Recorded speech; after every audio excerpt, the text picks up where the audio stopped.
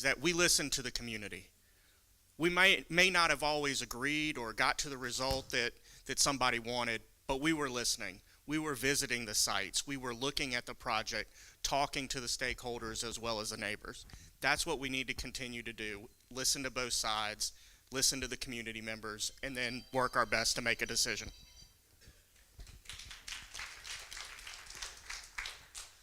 One of the things I've prided myself on is working with neighborhoods and working with residents. When we have a new project proposed, I enjoy sitting down with both sides, talking through things. You know, my daddy taught me that if you come to a negotiation between two people with different ideas, if everybody leaves just a little bit disappointed, you've probably gotten to a good conclusion.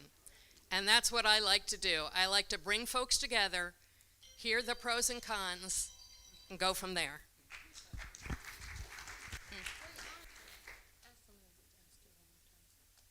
She wants you to ask the question one more time. I'm fine. I can go ahead and answer. All right, so for the remainder of you, this is the question. Before voting to approve a new city project, before you vote, how will you assess potential negative impacts on Greensboro's infrastructure and citizens? Talk and walk. One of the experiences that I've had as a part of this campaign that is valuable no matter what is that I've walked through communities and seen what the condition of those communities are. And I've talked to so many people.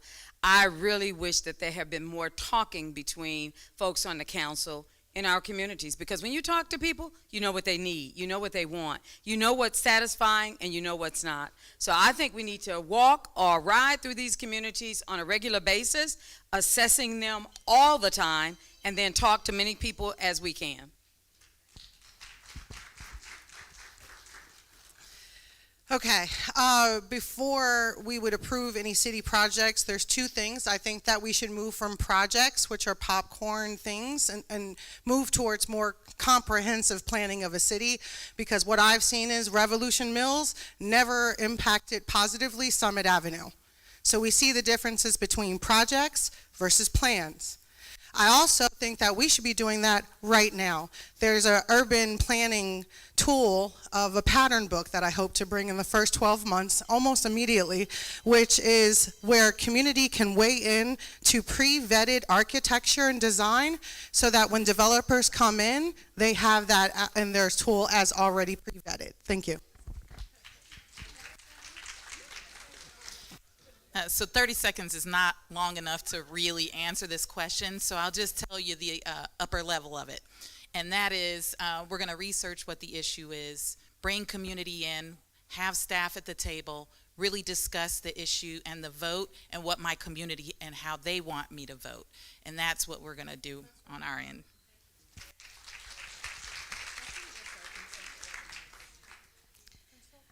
I think that we need to start with community and start to really listen in on what the community is asking for. A lot of times we say the community wants something and it ends up not reflecting what the community actually spoke about. So we need to move and plan for our communities and listen to the people who are paying the taxes that we talked about earlier.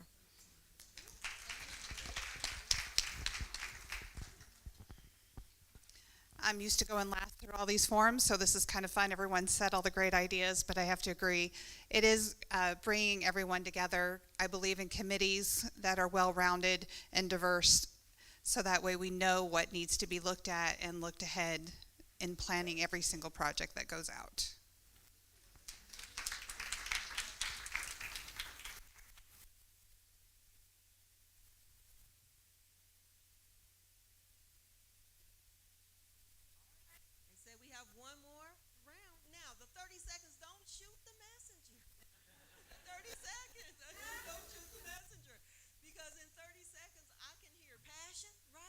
We can hear a lot, we can absorb a lot in the 30 seconds that you have, but please don't shoot the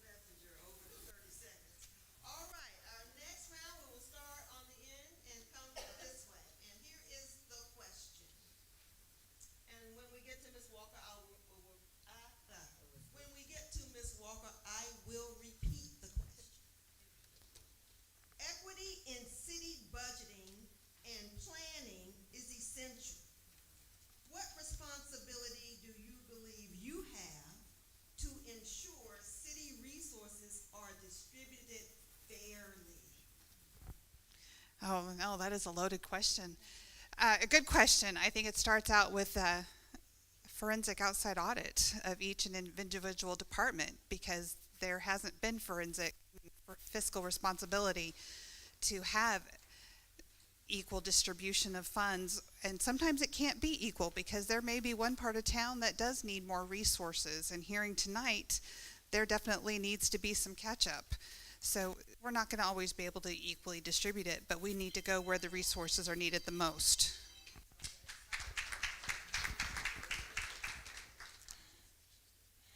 I think we need to start with what we budget and what is actually spent. And one thing that we do in our coalition is we watch the money move. And I know that, what is told to you that may be allocated for your community at the end of the year may not end up in your community. It ends up at Bryan Park, or it ends up some of these other locations. So for me, I'm watching how the money moves more than I am how it is budgeted from the beginning. Yeah, so I'm from Douglas Park area, Pearson Street. And I know even when I was little, my grandmother and I used to have to get on the bus and go across town to the grocery store and come back to our community. And as someone who's also lived over on Guilford College and could walk to a Walmart and Target and a number of other places to shop, I know that equity, our tax dollars, has not been spent equally or equitably across Greensboro. And so that means that we have to look particularly at the budgets and make sure that our tax dollars are also coming back to our community. You can't take marble out of my house and put vinyl and take it across town and tell me you still doing me good.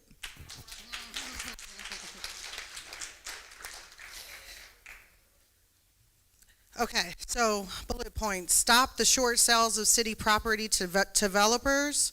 Temporary fixes are wasteful spending. Will always have to be charitable, but if we don't start thinking long-term, we're always going to be wasting money in the budget. And the one thing about the budget is we can be starting to work with city staff right now. We can be proactive. We know what's coming down the pipeline. We know what's cutting SNAP, Medicaid. We need to be proactive in talking about that right now, not waiting for budget season.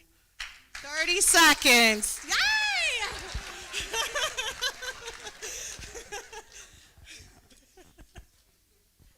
All right, and here is our question as Ms. Monica Walker and the rest of the candidates answer. Equity in city budgeting and planning is essential.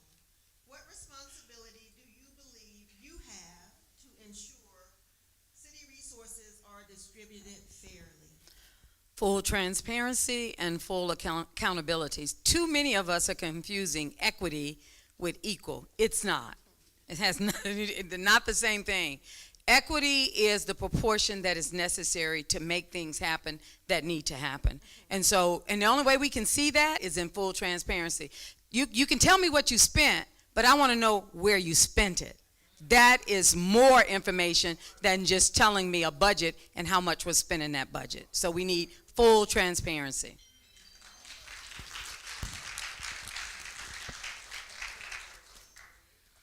I would say one of the key issues here is how does the next council work together? Because as someone mentioned, it takes 5 votes to do anything, and it takes mutual respect to make progress. And I think the key to making sure that we spend equitably throughout the city is mutual respect among council members and partnership and cooperation. Monica stole my line. But she's right.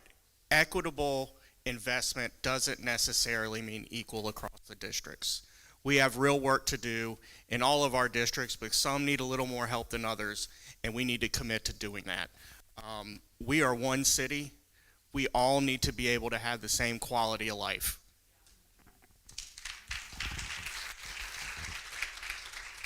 So going last, everybody's already said it, but I would say it again, transparency. But one of the things that I've seen, we got to step away from the status quo that's been going on for too long, and people's independent all agendas that they're only looking at doing their own agenda. They're not looking at it comprehensively as where there are underserved areas that we got to invest in more. But that's been number one problem. Status quo thinking of those who think they're better over here than those over there. And we cannot return to that. I'm telling you, we got to have a council that thinks broader than that and fairer than that.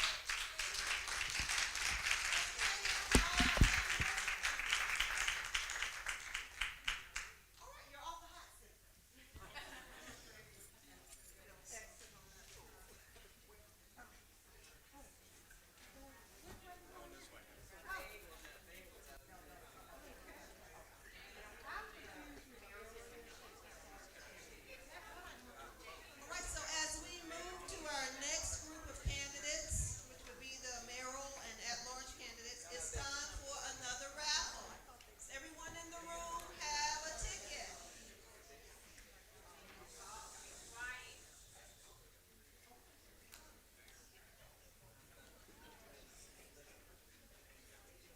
All right, y'all ready?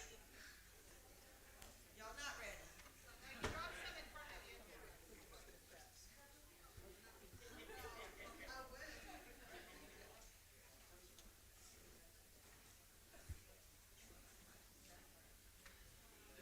Again, I believe this is a $100 gift card, grocery gift card. Last three numbers. Who has 5? Raise your hand if you have a 5. $100 gas. So what are we doing? All right, where my 5s? Did Denise 5 come down? and 4. What are we doing? 5, 4, 8. Go ahead. I'll stand. 5, 4, 8. Going once. Going twice. 5, 4, 8. All right. 5, 5, 3. Oh!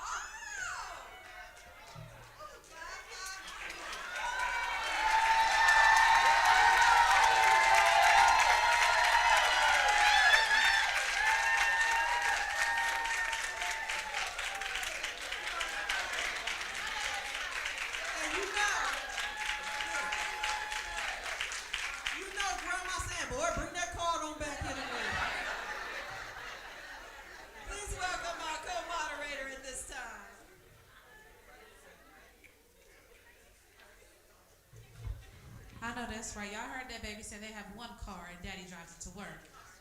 Yes, I know that's right. Absolutely. Absolutely. Yes, ma'am. How y'all doing today? I don't know if y'all heard me earlier, but my name is Virginia Holmes. I'm a face y'all. Would y'all mind just sliding over for me so the people can see you?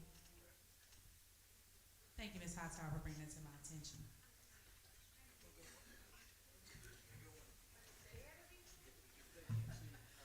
Look at y'all, look so good. I like your jacket. It's real nice. Hey, Miss Pender, how you doing? Nice to see you. Again, my name is Virginia Holmes. I am your co-moderator this evening, and I will be addressing our mayoral and at-large city council candidates this round. Welcome to the grease. It's hot and it's popping up here. Get real cozy and comfortable. Maybe want to unbutton that top button right there. These roles impact policy citywide, from zoning and infrastructure to policy and environmental regulation. So we're eager to hear your commitments to East Greensboro. I'm going to start with our mayoral candidate, so that's okay. Since there are only 2 of you, I'll have you both take the podiums. And I'll start with ladies first, of course. That's Mary Kay. Ain't she so pretty, y'all? You're pretty too, sir. You're very pretty too. Yes, I see the pop of color. Okay, decorum. Remember I said decorum. I'm gonna start with you, Ms. Mary Kay. Okay. Seeing how you have a history of being on city council and ruling against the full remediation of Bingham Park, how do you plan to rectify the environmental issues, if at all, that are currently impacting East Greensboro? So I want to fully remediate, and I to fully remediate Bingham Park. There is no question about that. And I hope that I can find $40 million while I'm mayor, and I believe it's already up to $52 million in order to fully remediate. Our thoughts were, and they can be told, we've been told several times we are totally wrong.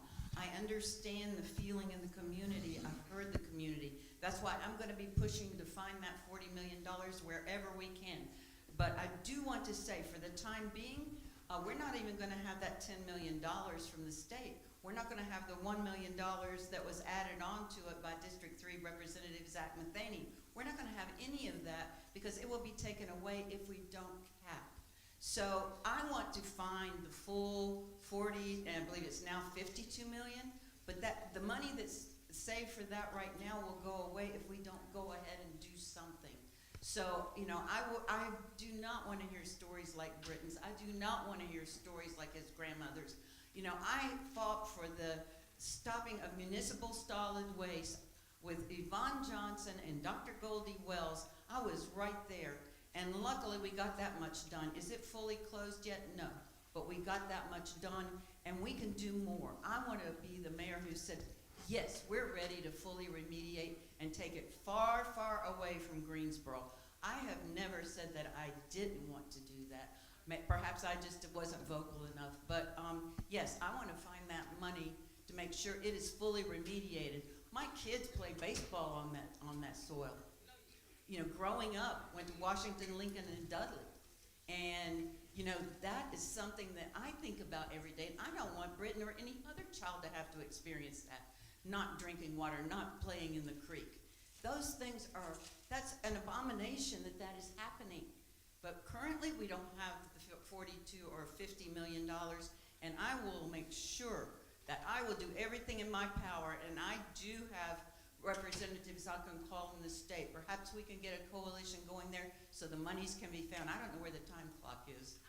Okay. I got you covered. You're good, Miss Mary. Okay, you're fine. So, you know, it's something that my heart is absolutely broken that we currently do not have that money.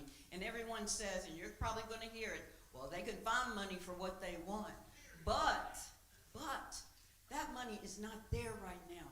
And I don't want to lose the $10 million, $11 million that we currently have, so that we can do something.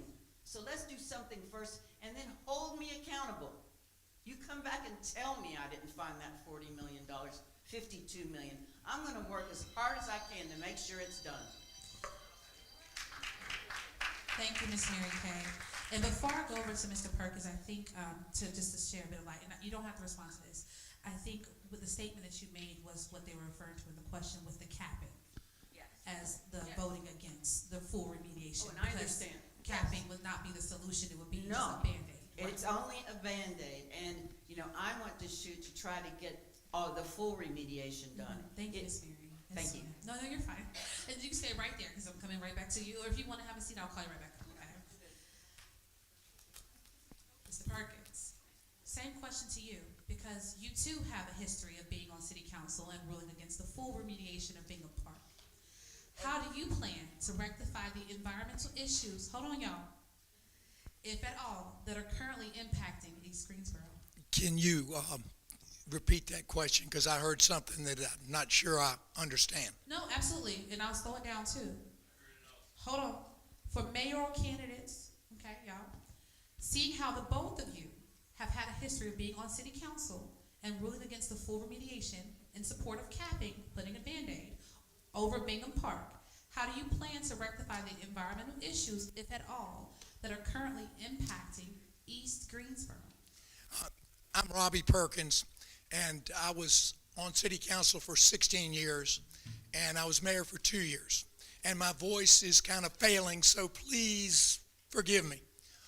But I did not vote on Bingham Park because I haven't been on the City Council for 12 years. So I don't quite understand that part of the question. However, I'm going to comment a little bit about my history in East Greensboro because I served from 1993 to 2005 as the District 3 representative. During that time, I was one of the leaders with my friend Yvonne Johnson of building some $200 million worth of housing in East Greensboro with 3 nonprofits. We did great on housing and changed the face of East Greensboro. Number 2, I led opposition from my council seat as an at-large member from 2009 to 2011 against municipal solid waste being in the White Street landfill. Right? I did. And there's your spokesperson validating what I did. I fought tooth and nail against the reopening of that landfill for municipal solid waste. And I can sit here and tell you that the vote for capping Bingham Park was a 7-2 vote on the Greensboro City Council, with Mr. Holston and my friend Yvonne Johnson going against it. Now, I sat on that city council with Yvonne Johnson for a long, long time. In fact, when she ran for mayor, she called me up. I'd retired from city council for 2 years, 2005 to 2007. She called me up and she said, "I'm running for mayor, Robbie. I want you to come on and be my wingman." And I unretired and ran at large and ran with Yvonne Johnson. Now, I was not on the council with Yvonne the last 12 years, but I guarantee you, if I was sitting on that council with Yvonne Johnson and she looked at me like she did hundreds of times and said, "Do the right thing," that I would have been the 3rd vote on that capping. Thank you, Mr. Perkins. And I'm reading these questions a little bit from that. Y'all ready for number 2? I'm going to start with Mr. Perkins on this one, okay? That's good. Greensboro, North Carolina is historically known as the torchbearers for peaceful assembly. Not only did we inspire our own civil movements, but we also influenced the international civil rights movement. Started right here. This comes from the audience. It is my understanding that you have taken the stance on possibly allowing President Trump to send National Guard troops into Greensboro. If the students at NCA&T decided to hold a demonstration on campus about their constitutional rights for freedom of speech, will you be in support of protecting those students? And to be more specific, what specific policies or initiatives would you support to improve collaboration and communication between GPD and the community to build long-term trust? What a question. How long do I have? 3 minutes. 3 minutes. Absolutely wonderful. Into it. Absolutely wonderful. Thank you. I am so glad you mentioned the International Civil Rights Museum. International Civil Rights Museum. Movement. The movement. The movement. Yes. International Civil Rights Movement was started in the Woolworth store downtown when 4 brave North Carolina A&T Aggies stepped forward and started to change the world. And we remember that today. And it's important that that museum and that facility be here when we're all gone. And it will be, because it's that important to not only this city, but to the country and to the world. Number two, and it's so important because I want to tie this together. A leader doesn't consider a one-word answer to a question acceptable. So I'm going to read you my answer to that one-word question as I thought a leader should respond. And I'll give you the short version. I have great faith in our local law enforcement and believe that whenever possible, we should rely on our resources at home to respond to the issues at home. I have carefully considered the serious implications if the National Guard is called into Greensboro. I believe that would result from unique and extraordinary circumstances for this to happen. It could be a tornado. As mayor, it would be my hope that the Guard would work in step with our local and state enforcement partners and defer to those who know our local needs the best. That is the position that I would take as mayor of the city of Greensboro. This is a non-partisan race. I served 18 years on our city council. I fought the landfill, put housing in East Greensboro, stood for the Civil Rights Museum, and I am going to play it straight down the middle.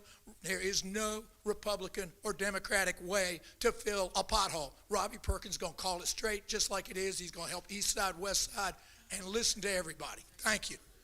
Thank you, Mr. Perkins. Thank you very much.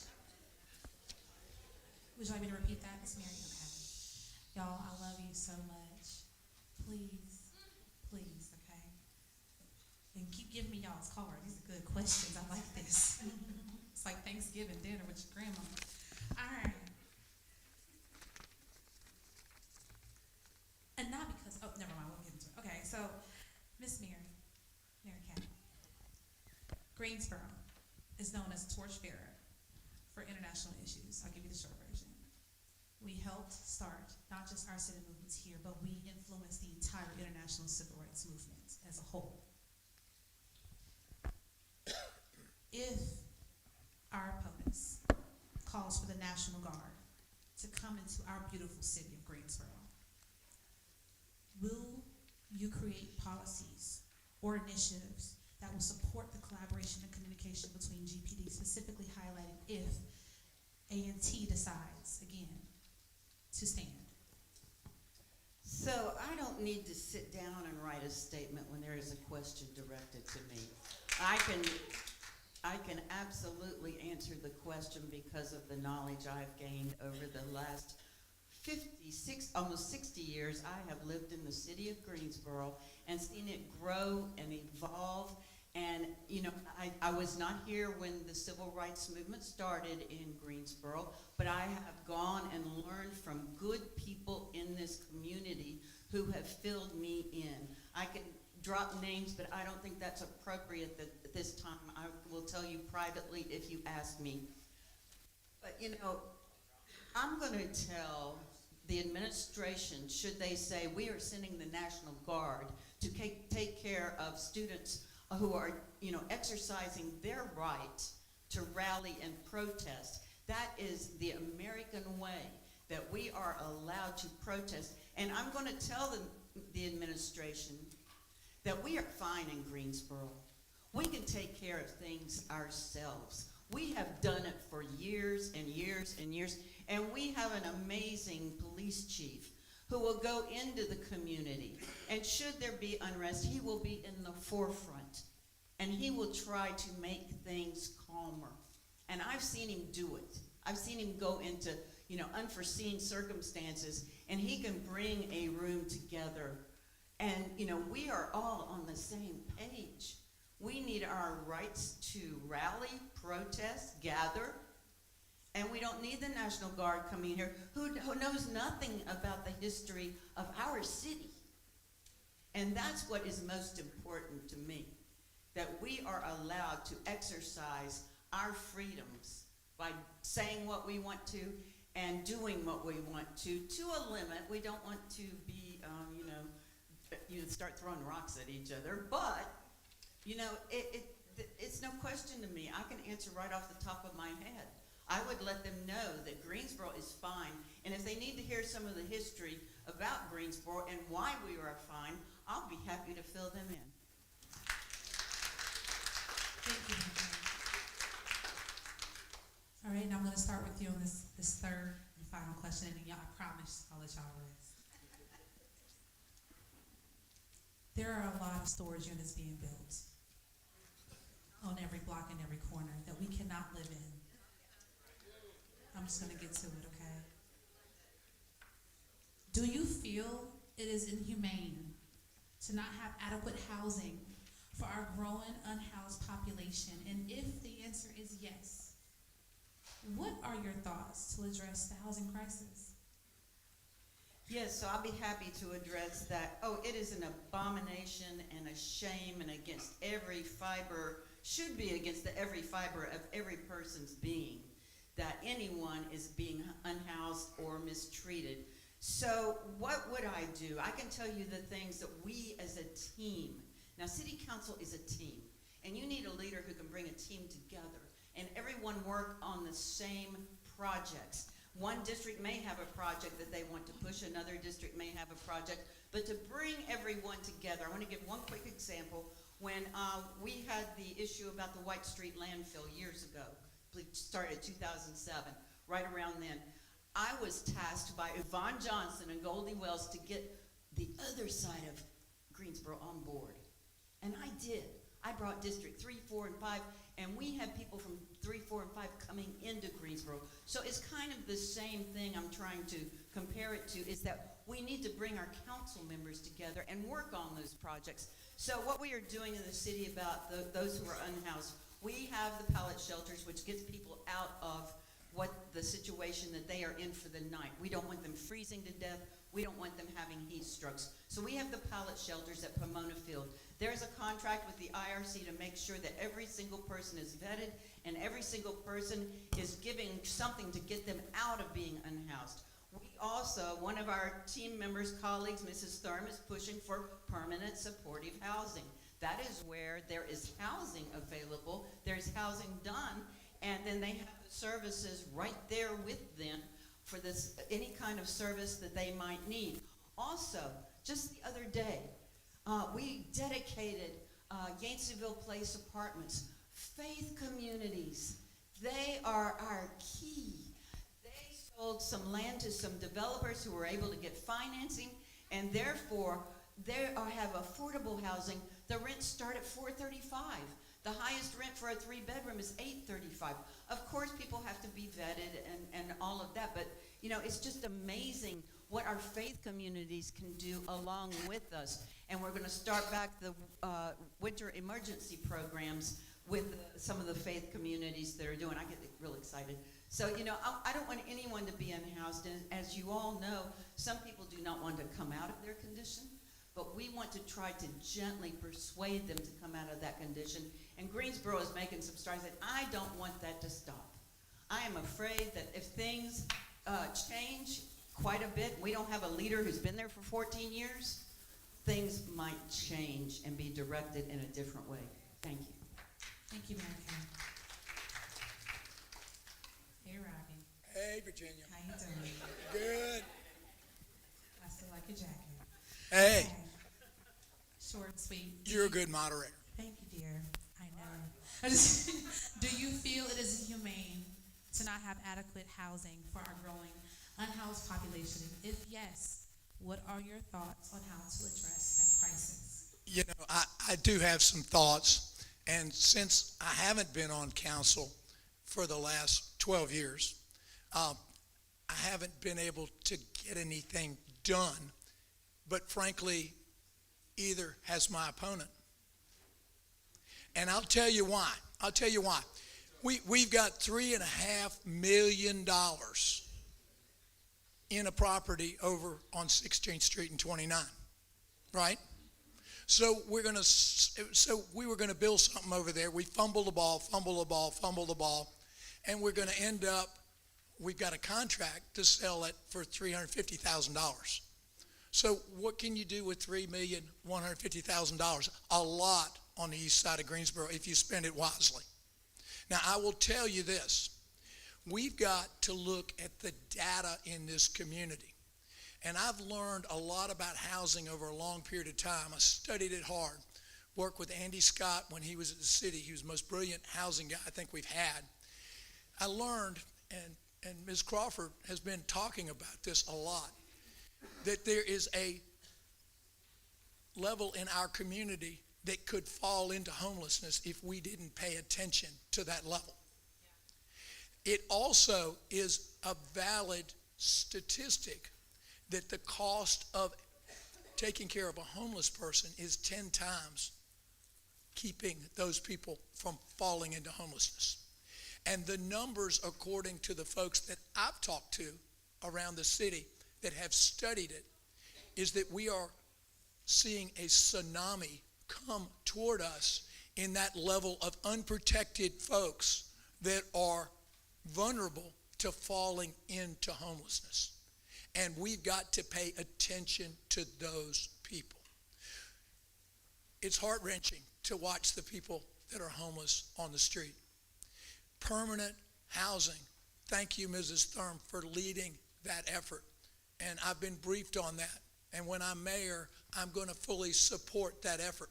But we need more than one around Greensboro. We're going to need 3, 4, 5 around town because the numbers are staggering. 60 units is great.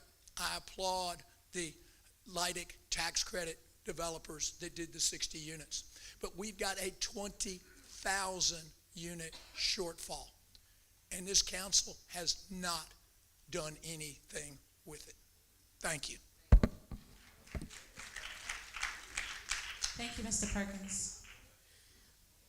You know, no, come back, Mr. Perkins. Oh, I thought that was You the last saw them one. slipping that church note. Come back. Contrary to popular belief, I'm making good on time. All right, so I started with you last time, or I started with Mr. Perkins last time? It don't matter. I don't know. I'm looking at you, Ms. Kay. You started with me, but I'm Run it good for again. We're gonna run I'm it good again. for it. How are you going to help address the issue of gun violence in our community without over-policing while building safer communities? And that's a loaded question, but okay, never mind. Not at all. So, several things. And gun violence can be any kind of violence between people who have relationships, domestic violence, between friends, between neighbors, all of those things. You might know someone. It could be between gangs even. So gun violence is one of the issues that I've been actually working on for the last 14 years. And actually before that, because I was tasked as a Greensboro City Council member when I first came on council to work and see if the Family Justice Center would be something that the city could get on board with. It's a one-stop shop for anyone experiencing domestic violence, elder abuse. And as was said earlier with our lady, and I'm so sorry I forgot your name, but who's been a lawyer, that she is in there on the ground in the pop-up place where the Family Justice Center is, about gun violence specifically. Unfortunately, there is a lot of gun violence in every municipality, but what I have been doing personally, I'm on the board of Crime Stoppers and Gun Stoppers, but what we do is we are boots on the ground in the neighborhoods where gun violence is. I work with the Mothers Standing Against Gun Violence. I work with the victims advocates. I work with all those, and we go out into the neighborhoods, and we leave flyers about certain homicides. These are mothers and sisters and fathers who have lost their children to gun violence. I've been to the funerals. I've seen the mothers cry. We've got to figure out a way. So what we are doing, and I truly believe it makes a difference. I really do. I walk with them in every neighborhood where there has been a homicide.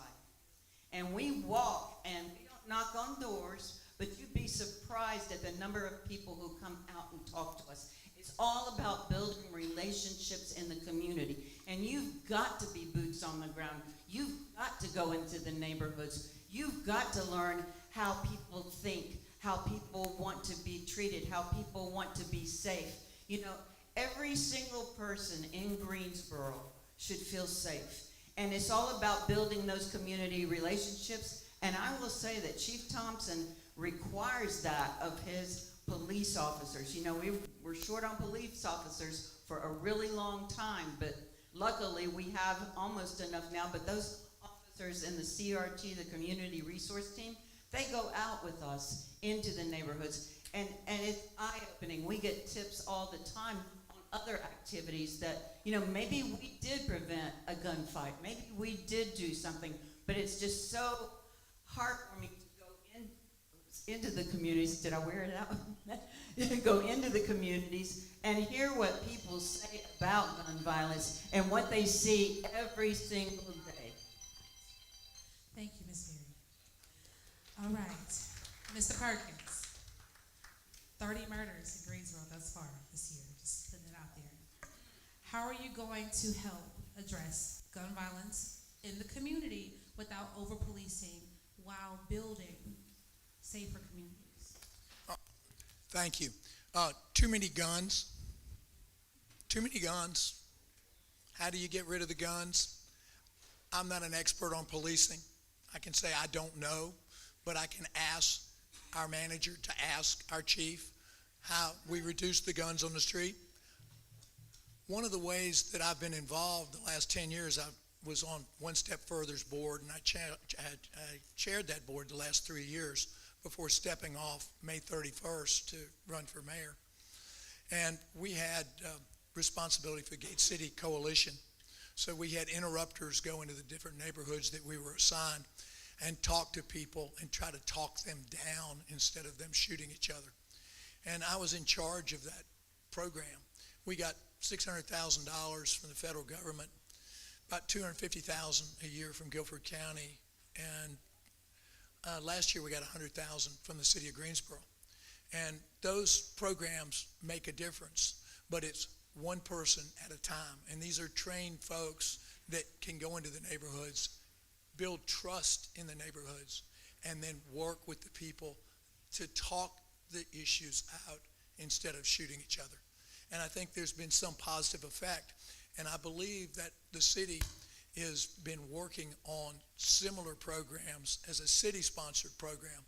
But I do think that that's a direction that we have to take.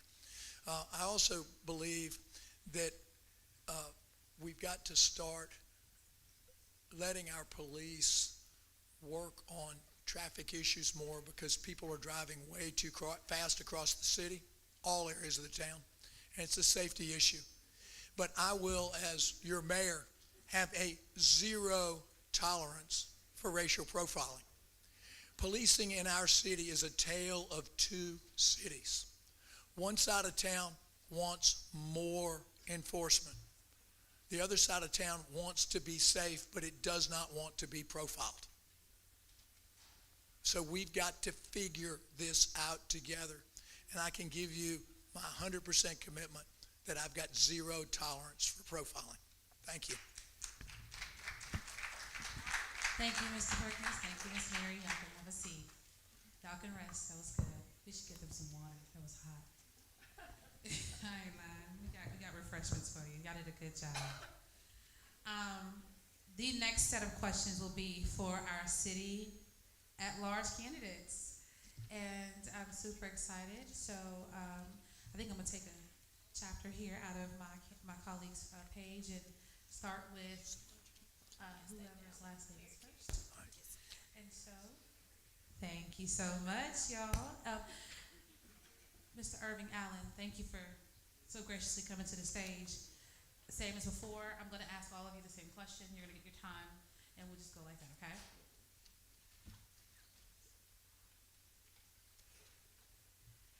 Seems like apartments are the current solution to Greensboro's housing shortage. I'm wondering if any of you have creative ideas for the development of small home ownership. People that own have pride that betters our communities and cities. What can we do to promote more home ownership and less investor leasings? Notably, how will you fight corporations such as BlackRock and Blackstone from buying up all the free housing? So I may be one of the only people that's going through this, but I'm actually a renter in this city that's transitioning to be a homeowner. So I've been walking through this process and using some of the programs that the city has created with the affordable housing and down payment programs. So I've walked through this process, and I make pretty decent money, and it's difficult for me to find a home that's affordable in this city. So I can only imagine what folks are going through, and I don't have to imagine, because I talk to people every day who walk through this process as well, or who have been turned away from this process. So what we have to do is focus on getting opportunities in the hands of the people who need them, but they also need the information to go along with that, because a lot of the folks that are walking into these programs are going to get turned away because they don't qualify. So we have to work with them and create a safety net so that when they don't qualify, they don't walk away from the process, so that they can become homeowners and chase that upward mobility that we need to see in this city, so that people can start contributing to the tax base. We also have to create more robust programming around education so that folks can learn the importance of how to take care of these homes when they get inside these homes. Because it's important for folks to get the education, because if they don't have it yet, then they're not going to be able to upkeep those homes or stay in those homes when they get in those homes. And I've seen this process play out time and time again. The first time that I applied for the homeowners assistance program, I didn't qualify. I had to go back, and luckily my brother is a realtor who helped me walk through the process, but everyone doesn't have those resources. So how are we working with the realtors associations to make sure that they're creating safety nets so that folks can continue to walk towards the process and not away from it? And then finally, we have to make sure that we are putting the information where people can get that information. We can't just stick it on the city's website and expect for people to find that. Everyone doesn't have the connectivity or the savviness to navigate those things. So we need folks to not only knock on doors when things go wrong in our communities, but we need folks to knock on our doors year round with opportunities to uplift our citizens. And we have those programs in Greensboro, but they're not getting to the right places. So we have to focus on how we're communicating with our constituents, and that doesn't just stop with housing. It goes into environmental justice. It goes into all of the things that we want to see developed in our city. So I've been talking about rebuilding the Neighborhood Congress in our communities because that's an organization that we can rely on to be a resource and to share the information that we want to see with our friends and neighbors. But it'll also get them involved so that they can start taking ownership and we can start building the civic infrastructure that we need to get these 10% margins up that we've seen in early voting to another level. And that's going to take engagement and involvement of all of us walking together and making sure that no one is left behind in our community. Thank you so much.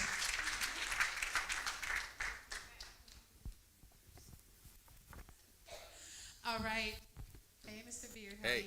Do I need to repeat the question? You got it. No, I think I've got it. Yes, sir. So thank you. You know, I'm Richard Beard, running for City Council at large. I'm a native of Greensboro, so I've seen 64 years of Greensboro in a lot of different ways and a lot of different lenses.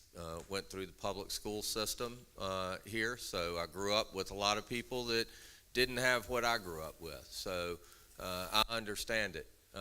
Housing's a big deal. Rents are through the roof.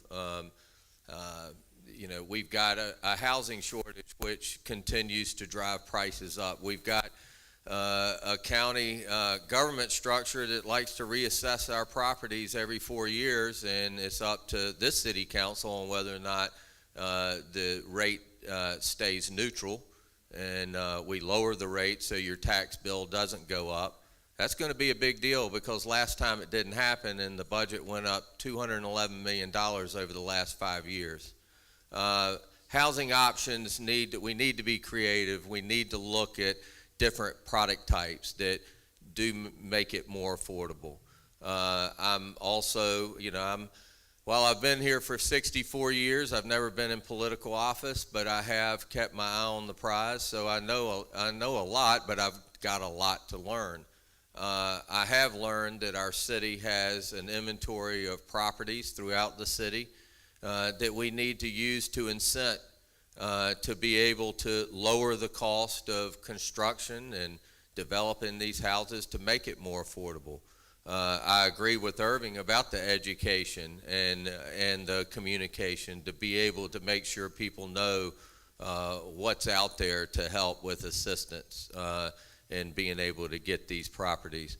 And then I'm also disturbed about the big private equity companies that have come in and bought a lot of houses, and not happy with the lack of accountability of our city staff and departments not cracking the whip on these properties that aren't being taken care of.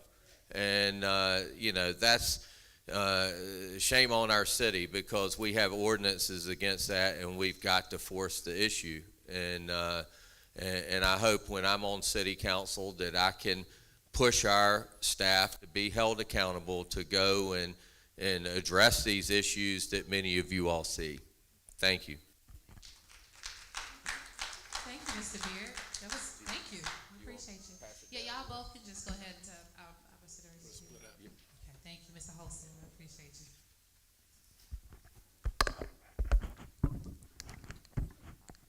Would you like me to repeat the question? Yes, please. Thank you. All right, so y'all so funny. All right. Apartments have become the solution in Greensboro housing. and there's a shortage. I mentioned the storage units everywhere that we can't live in. I'm wondering if any of you have creative ideas for the development of small home ownership, not the tiny homes. People that own have pride that betters our communities and cities. What can we do to promote more home ownership and less investor leasing rental options, specifically addressing private equity funds like BlackRock and Blackstone that are coming in and buying up all the private housing? Thank you so very much for the question. Housing is a human right, and every resident that we have deserves housing. Now, sometimes that's rental, sometimes that's for purchase, sometimes it's a tiny home, sometimes it's a brownstone. And we need to be encouraging that in our community. One of the challenges we have, and I'm the CEO of the Greensboro Housing Coalition, where we advocate for fair, safe, healthy, and affordable housing. And we see a lot of the challenges that you're speaking of in this question. What I would really like to stress is the home ownership piece. And over the last 5 to 6 years, the challenges that we've come about are when COVID came in with inflation, with the supply chain being disrupted, housing prices have skyrocketed. They have absolutely gone through the roof. As they would say, but I won't say it here with the good pastors in, the rent is too darn high. We need to get more residents to purchase. With the prices being so high, the one way of getting there, and Brother Allen was mentioning it here, is the down payment assistance program. Those programs are the programs that are going to make the homes more affordable or more attainable for those residents looking to purchase homes. You're looking at purchasing, because when you purchase, you have buy-in. When you have buy-in, you have skin in the game, and you tend to take care of the things that you have skin in the game with.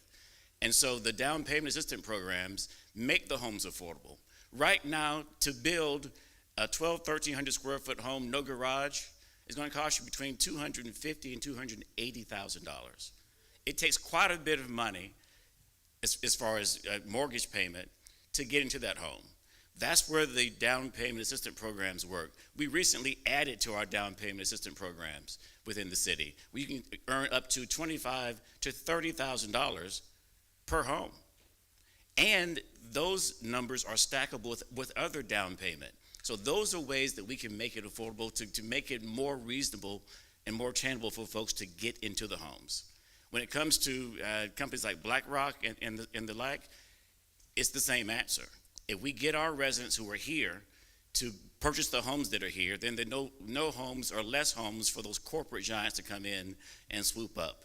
There have been some analysis that shows that about 70% of the homes in East Greensboro that were valued at least $100,000 or up to $100,000 were purchased with cash. And I can tell you more than likely those cash purchases were not made by residents who live in the community. So we got to protect ourselves. We got to protect ourselves. We got to make sure that folks have the opportunity to purchase those homes, down payment assistance, and then the financial literacy programs such as Housing Consultants Group will also help. Thank you, Mr. Perkins. All right, Ms. Pender. I was thinking about like a pillar of light, you know, beacon that you are. Just so gorgeous. I could teach you, but I have to charge. Okay. Do you need the question again?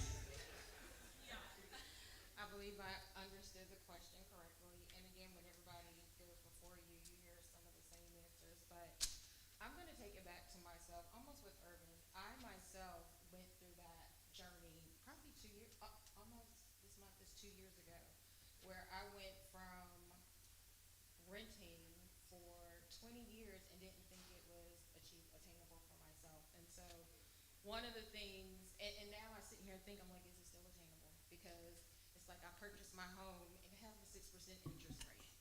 And so that's high, in my opinion, based off of what was happening before.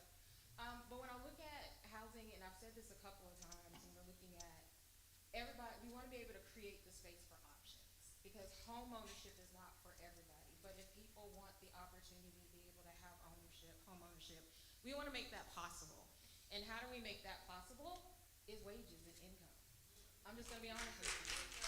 Because if you do not have the economic power, purchasing Because going back to what was just said, if the average new home today costs about $250,000 to $300,000 to construct, that means the average person needs to be making at least $75,000 a year. And if you look at the data in Greensboro, what the average income for not just part of our city, but the entire city as a whole, it's $50,000 a year.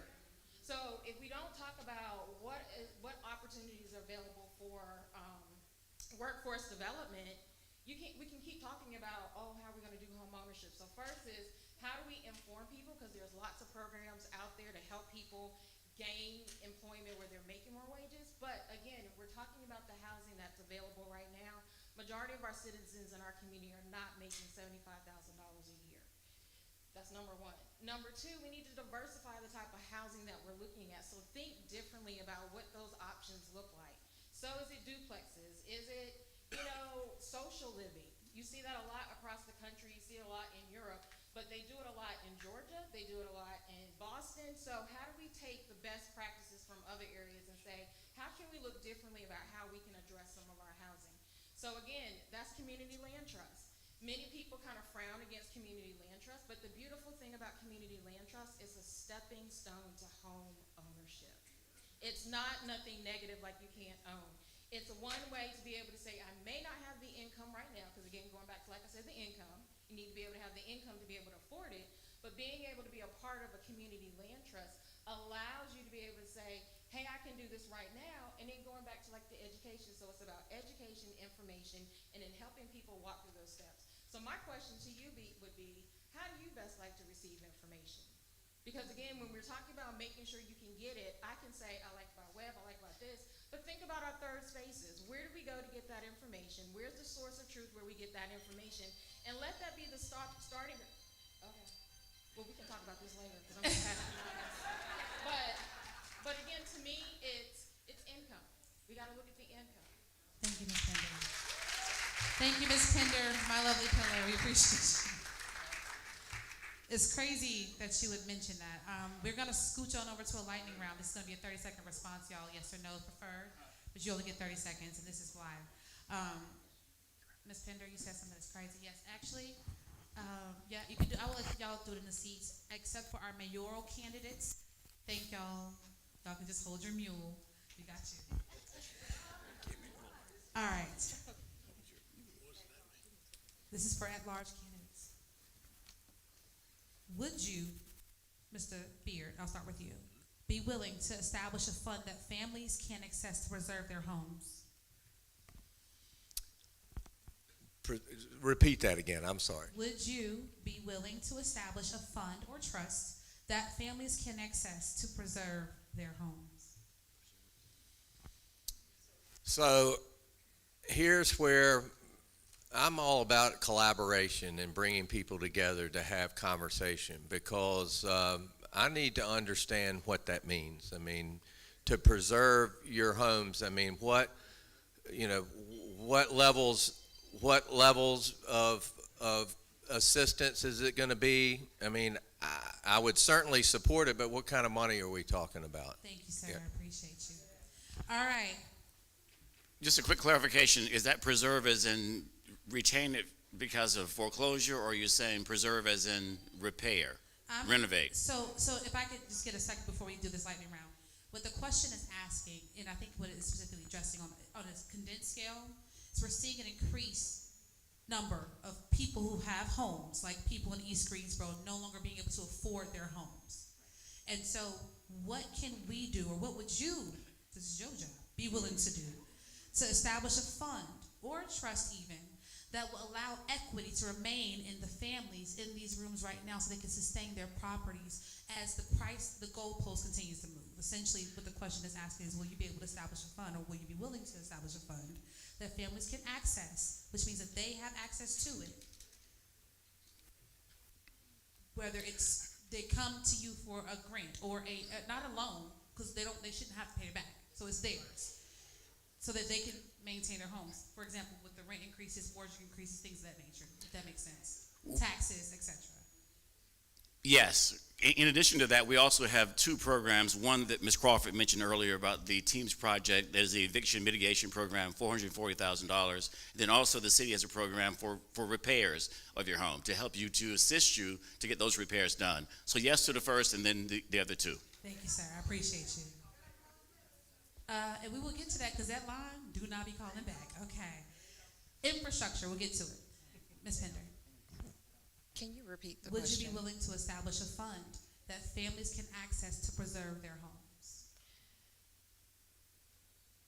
I will look at it two ways. One is, and I've mentioned a couple of times in some of the conversations, is how do we have an anti-displacement policy? So as we continue to see the development and growth that we're having, which is a good thing, but we want to make sure people can stay in their homes. And so I would look at how do we develop a oh my goodness. Keep going. You get your 5 seconds. I was reading that for you. You get your 5 seconds back. But looking at how do we work in developing a policy that will help people stay in their homes.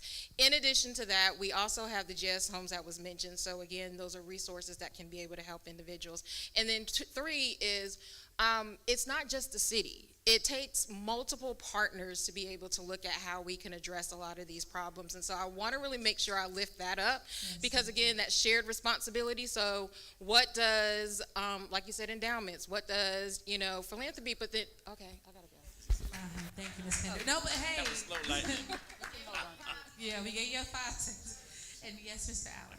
So my answer is yes. I think that we absolutely have to start doing that, and we also have to look at creative ways that we can expand to relieve the pressures that families face. So we need to tie our incentives that we give to these big businesses to keeping our people in our homes, to making sure that we're making child care funds that folks can take care of their families and relieve the pressures of life that we know are on our citizens. We can do that right now. Thank you. Last question, and it's going to bring us back to it. I'll start with you on this end. It's going to bring us back to some of our core from the reason we were here. Do you support, Mr. Allen, the full remediation of Bingham Park and the permanent closing of the White Street landfill, not a cap? I absolutely support that. I always have and I always will. I raised my children in these communities. I've grown up in these communities. I've seen the results of environmental racism and the impacts that it's had on our children, and we don't need to pass that down to any more generations. Ms. Pender. Ms. Pender. I would look at it from, I would make a commitment to look at how do we find the funds to be able to address being able to remediate it, because again, if it's here, it's also spread throughout the rest of our city. So would I be committed to looking for opportunities to be able to remediate it? And then also just, can I still talk? Go ahead. Okay, so yes, so looking at opportunities, so I have that commitment to look at how we can do this, yes. Thank you so much. The answer is yes. Thank you, sir. When the vote was 7-2, I was in the 2. I was voting to fully remediate Bingham Park. In 22, City Council made a bad decision. In 56, Council made an even worse decision. And in 2025, 2026, we can make an even better decision to fully remediate Bingham Park. Thank you, sir. Mr. Beard.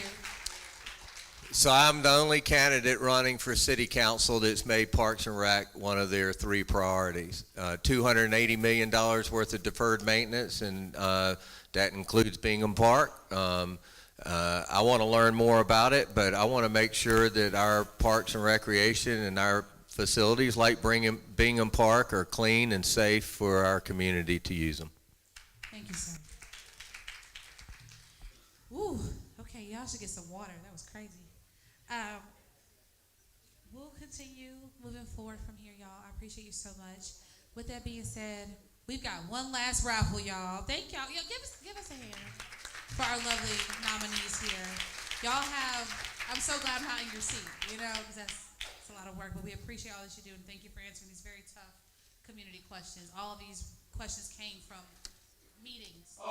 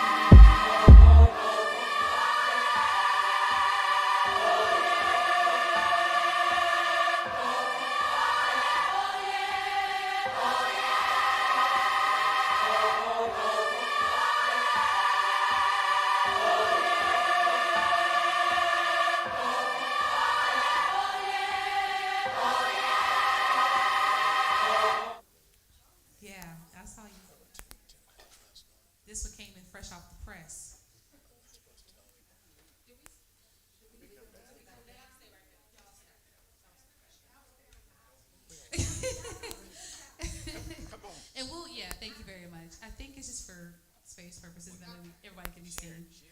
All right, Mr. Marshall, you're more than, yep, that's perfectly fine. And if you, because you did say you were new.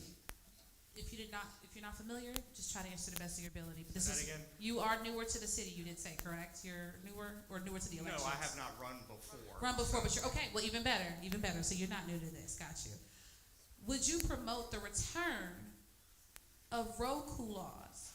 Roku laws are regulated housing conditions and enforced housing codes, etc. Would Ruco, thank you. Y'all see how it's written, thank you.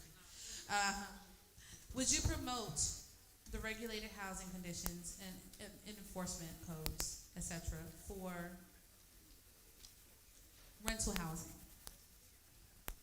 So I'm not sure what exactly is in those laws. However, as far as enforcement of codes and ordinances, absolutely, I think we need to do better at that. We are not doing enough as a city with our enforcement. And quite frankly, it's complaint driven, which means we're not enforcing things uniformly. You may have somebody with an issue on one block and it's the same issue on the next block, but they're not being held to the same standard because nobody's complaining. I don't know if that's a staffing issue or if it's a policy issue, but I think we can do better so that we can enforce things uniformly across our city. Thank you, sir, I appreciate it. And I know y'all tired. You can just sit right there, baby. I know y'all tired of seeing you. We're actually gonna let our primary moderator come up to finish this off, okay? Because I think you're gonna appreciate these next round of questions, okay? Thank you, Mr. Marshall.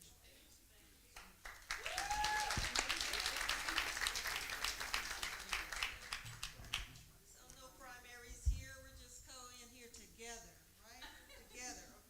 Okay, so all of the candidates are requested to sit in the choir seat.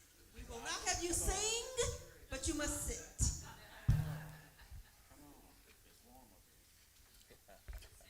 All right, they said it's warm up there. Does anybody need some water?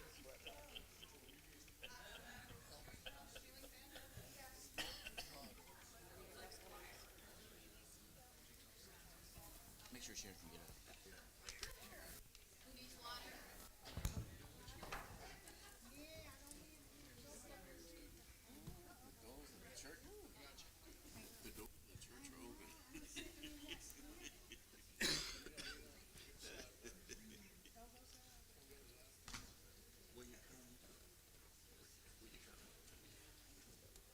All right, so here's what I'm trying to do. I see some questions that have come in specifically for a particular candidate, and so I'm going to have that particular candidate address that question. There are questions that are not designated for any particular person, so we will allow whomever else would like to address that question. Only one person, right? Don't try to address 3 questions because we want to give space for everybody, if that makes sense. And I don't know if I have enough questions for each particular person. Do not shoot the messenger. 30 seconds.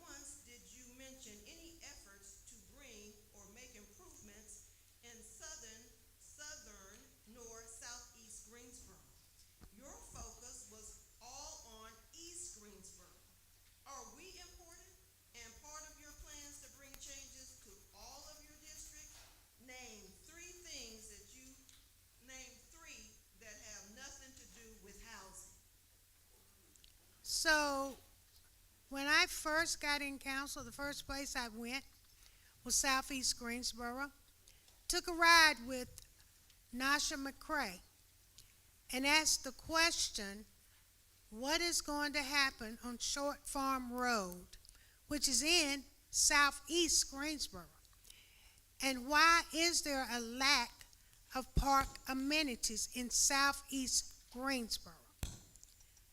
Today, Short Farm Road is being developed with a community park that has been planned and designed by Parks and Rec and will be funded to start in Southeast Greensboro. And that's not all that's occurring right now. I'm not shooting the messenger, but 30 seconds ain't enough to get it. I'm trying to. As I said, we hear your passion. All right. This may have been stated before, but it's in the pile. And I don't mean any disrespect with what I'm reading. I'm reading it the way it's written. Mary Kay, are you now in favor of full remediation of Bingham Park? Because that is not the way you voted. Why are we full remediating Hampton School? Why aren't we, I guess, fully remediating Hampton School? The community does not ask for Oops, I'm sorry. I thought you were finished with the question. the community did not ask for full remediation of the school. So let's just go with these questions. Are you now in favor of full remediation of Bingham Park? Because that is not the way you voted.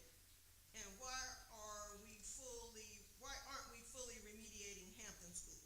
So we are fully remediating Hampton School, but when we were asked for the vote, I specifically said from the dais that I want to be able to find those funds in order to fully remediate Bingham Park. But the vote that evening was to cap and make sure that we could at least cap before the $10 million was gone. Because I guarantee you one thing, if we don't use the state money, the $10 million and the funds that we have, we will never gonna get another dime from this state. So we absolutely need to use that money now because it's gonna go away. All right, would one person stand up, please? Thank you, sir. What about programs and safe places for youth? So there is less guns, less crime, and the opportunity to benefit from the gifts and talents and intelligence of our young people. So I started out organizing with young people, and I'll tell you that you have to have relationships to be able to impact their lives. So we have to build relationships and programming. It can't just be a program, and they have to be involved with creating those programs so that we can connect them to the futures that they want to see in our city. All right, would one person stand up? What else? How do you feel about the cancer-causing 5G towers, mainly in black communities? I don't know enough to say whether 5G towers definitely cause cancer or not. I will tell you that I've got several of them right around my house as well. So it's a question. I don't know enough about the topic to give you an answer of whether or not they cause cancer or not. If they cause cancer and if that's scientifically proven, then we need to address it. All right, would someone stand up?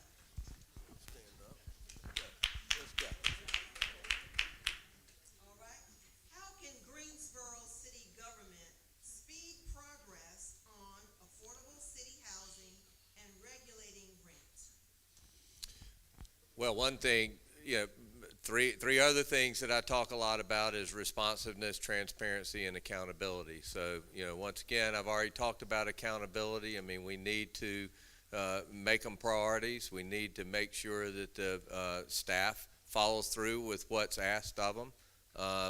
we've got to, it's an issue that we've got to continue to work together. Once again, collaboration, but then we've got to hold city council accountable, and city council has to hold staff accountable.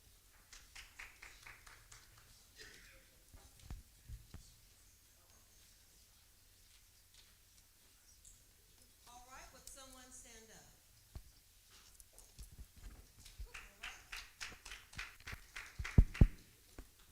How are you going to help with violence, specifically gun violence, in communication? In communities. Let me start over. How are you going to help with violence, specifically gun violence, in communities without over-policing and building safer communities? I'm going to continue to support our Department of Community Safety, Dr. Letitia McNeil, the group that has Gate City 180, Cure Violence, AWOL, Unifor 1. Those are the folks who are literally on the ground working with our residents on a day-to-day basis, touching those who have the propensity for violence and helping to mitigate and prevent with violence interruption. A violence interruption is a quiet business. It's like proving a negative. They're doing the work. You just don't hear a lot about it, but there's a lot of good things going on. I'll continue to support the Department of Community Safety. My last two questions. Please stand up. You've already answered. You already did. What now? All right. Did you already answer this one? Oh, I'm sorry. Did I jump ahead? She didn't stand up for one. You called her. Here. Oh, she got it. All right. What you got for me? What is going on with the revitalization program at this present time? Revitalization program in our communities. That's all you got? I'm gonna steer it toward our communities individually. I don't see a lot of revitalization happening. I see a lot of development happening from a ground surface level. We have a lot of abandoned homes that are in our communities. When I think of revitalization, I think of, when we talk about affordable housing, those are affordable options that could be available if we revitalize those. So when I think about that, that's what I think our communities need in revitalization. Is it happening? I don't see it happening. All right, and our final question. Okay. I can't, I did one. Somebody who has it. Well, nobody was standing. All right, so, Ms. Crawford, I don't know if this question is going to be able to be answered by you. But once you hear the question, you can pass the mic to whomever you want to answer the question. Okay. How do you work on your own racial biases when working in black communities? Pass that down to Mr. Beard. To Mr. Beard. He's already answered. He stood up and answered. Then Robbie. No, you heard what I said. I said she could pass the mic to whomever she wanted. That's what Robin. I said. Oh, Now let me I get this. And she asked for Mr. Beard to answer the question. Is that right, Ms. Crawford? That was my first, yeah. Yeah. Can you repeat that, please? Yes, sir. How do you work on your own racial biases when working in black communities? Well, if you go to my website, richardbeardforgso.com, and look at my resume, you'll see that I've been very engaged in this community, all across the community, whether it's raising money and supporting Learn to Swim, which 67% of African Americans don't know how to swim. Team Voyage over at Page High School. You know, look, it's time for this community to come together. And I grew up here. I look back at my days at Page High School in Aycock when I went to school with people from Hampton Homes, from Woodmere Park. And I would say that our relationships and our communication were a whole lot better than they are today, and it's time that white and black and Hispanic and whatever, we need to come together, and this city is so polarized. I went and picked up 11 signs on West Market that said racist because I'm being labeled as a MAGA because of the way I look. And I'm not a racist. And I can take that as a person, but I was so disappointed in Greensboro for our city because that's what this election's come down to. It's a partisan election and it's a nonpartisan city council. I'm unaffiliated. I'm not a part of either party. I'm so tired of the national noise, and we've got to come together. So.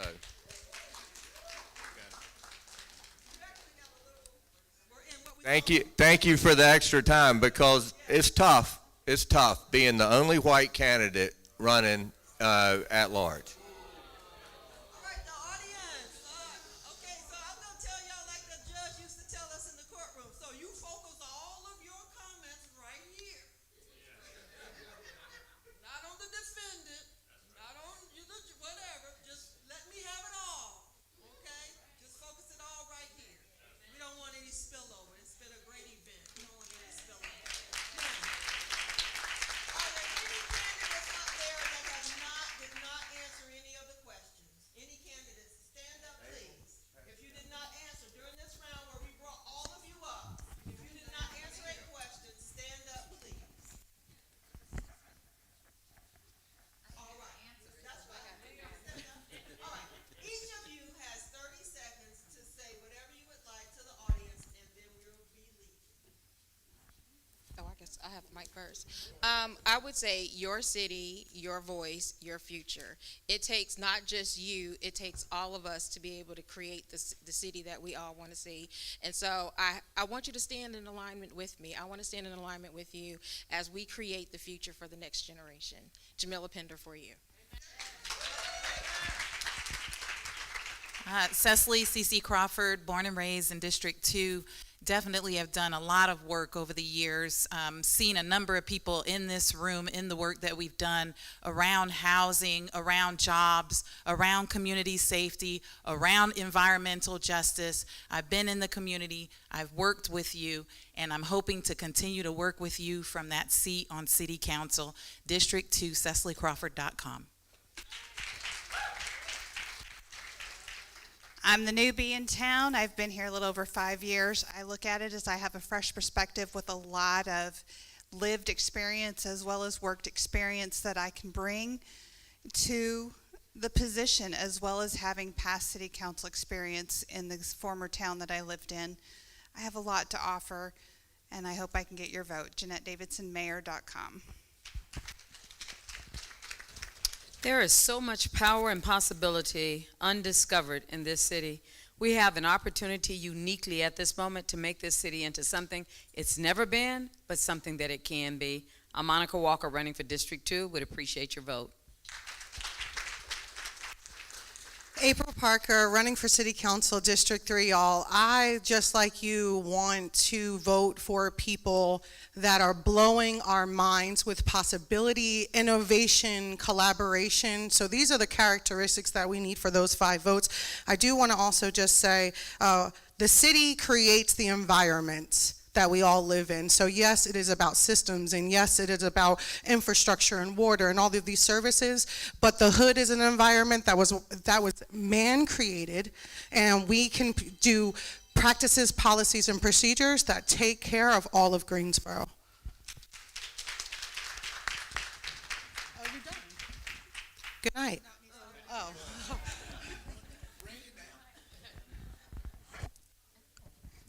I'm Robbie Perkins, and I'm running for mayor. I want to talk about one thing. It's Richard Beard's question that he was asked. In 1990 or 1991, I took a course that was offered as multi-month course by Greensboro Chamber of Commerce called Opportunity Greensboro. Guess who I met in that course? Mr. Hugh Holston. And I remember one conversation that we had that changed my thinking about who I was, when he told me his family couldn't travel by day through South Carolina, and mine could. Now, 4 weeks ago, I took a course that Monica Walker's company sponsored about structural racism. I'm willing to invest my time in learning to be different. All right, give them a hand, y'all, give them a hand. That's pretty good, wasn't it? At this time, Bridget Raspberry of Lubbock Community Center is coming. All right, this has been wonderful. Thank you all for coming. I do want to just say a little bit about the t-shirts that we're wearing. So when we started doing this work early in the season, we wanted to encourage people in Greensboro to get out and get involved. One of the things that we heard from people in East Greensboro is that all of the progress in this city seems to stop at their doorstep. And so we started thinking, how can we make those who are vying for our votes remember? Because it is our responsibility to do this together. We're not gonna vote you in the office and leave you there. You will see us in city council, reminding you of the things that are important to us. And so we expect partnership. So if you haven't thought about how you intend to partner with those in the community, you should think about that. Because if you're elected, we're gonna be there each and every day. So we want you to remember that it is us, the people, who really should be setting the direction, not you by yourself. It's a partnership.